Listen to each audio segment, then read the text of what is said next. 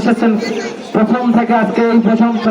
দেখা যাক তারা কি করতে পারে। একটি টুর্নামেন্ট আয়োজন করেছেন রেনেসা ফাউন্ডেশন, তাদেরকে অসংখ্য ধন্যবাদ এবং ভালোবাসার জন্য।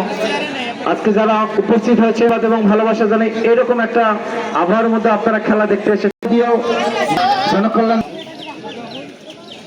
55 33 মুন্না ড্রাইভারকে কি করতে পারে।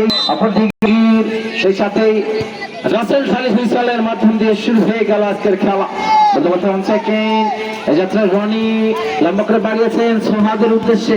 সোহাদ বাবা এই জায়গাটা একটু আস্থা ফেলতে হবে যাতে পানি আমাদের মঞ্চে চলে না আসে। আমরা সেকেন্ড আরিফ অনেক বড় একটা ইঞ্জুরি কাটিয়ে আজকে মাঠে নেমেছেন। আমরা সেকেন্ড বলু এই বলু কিন্তু এসেছেন সুদূর কালীগঞ্জ বাউড়া থেকে। দুঃখিত, হ্যাঁ কালীগঞ্জ উপজেলার বাউড়া থেকে।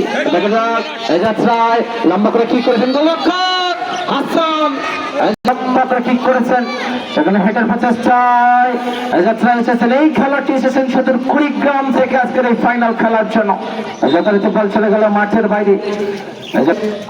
করলেন লম্বা করে সজীব, সেখান থেকে আরিফ আরিফ দেখছেন লম্বা করে বাড়িয়েছিলেন নাহিদের উদ্দেশ্যে। সেখান থেকে আবার আরিফের এখন পর্যন্ত নিয়ন্ত্রণে। এই আরিফ কিন্তু ঢাকা সেকেন্ড ডিভিশন খেলেছিলেন একটা সময়, খানিকটা ইনজুরি হয়েছিল কিছুদিন আগে, এই কারণে কিন্তু আবার খেলায় ফিরেছেন। আবার শুধু পাউনি অপেক্ষা যেতে পারে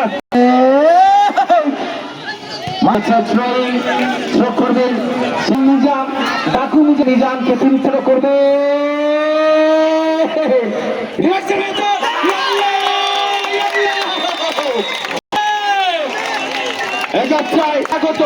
যার কথা না বললে নয় নাহিদ, তিনি কিন্তু আজকে তার প্রথম গোলটি করলেন ফাইনাল ম্যাচে।